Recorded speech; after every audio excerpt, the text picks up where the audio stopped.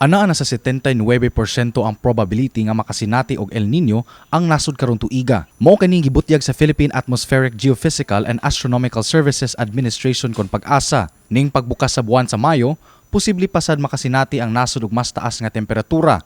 Apan ang kainit dili lamang sa maong buwan. Tungod sa ikaduhang bahin sa tuig, hayan masinati na ang epekto sa pagdevelop sa El Nino.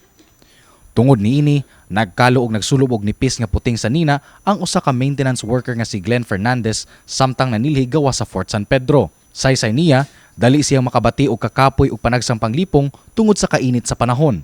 Apan bisan pa man sa risgong dala sa maong trabaho, importante kini alang kang Glenn tungod kay mao kini ang nagbuhi sa iyang pamilya. Alison mo pangitag trabaho, sir? Lisod? Lisod, sir? Mahog na no choice ka kanisa lang. Pero man, high school graduate na po, sir. Mampuy ka.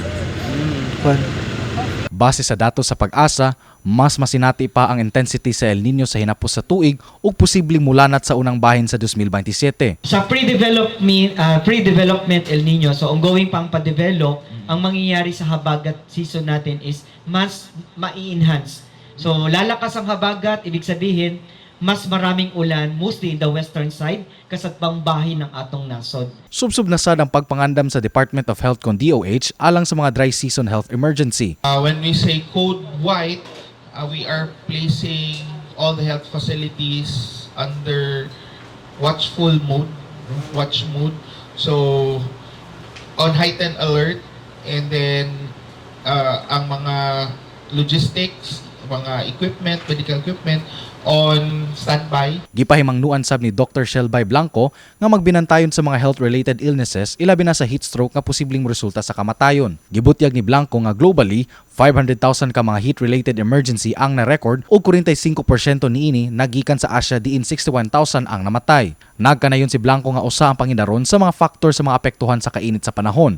Tungod matod niya, magkaubos ang fluid level kun idaran. Lakip sa direktang apektado sa panahon, ang mga bata o masuso, ang mga adunay occupational risks susama sa mag-uuma, mananagat, construction workers, jeepney o mga hill riding drivers. Gumikan niini, hugot nga gipanghimangnuan sa DOH ang katawhan nga magpabiling hydrated o pagsulob sa mga kalo o pagdala og payong.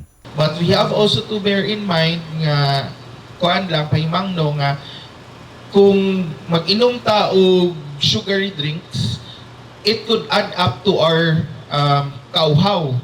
No? So mo na nga all the more uhawon ta, and it could also add to more of possibility of dehydration effect. Posibleng makasinati og pagnihit sa tubig tungod sa El Nino. Busa gipahimugatan ni Chief Forecasting Section Pag-asa Visayas Engineer Jomar Eclarino ang importansya sa pagdaginot sa tubig ug pagpahigayon og rainwater harvesting. Kini si RD Morales alang sa MyTV Cebu.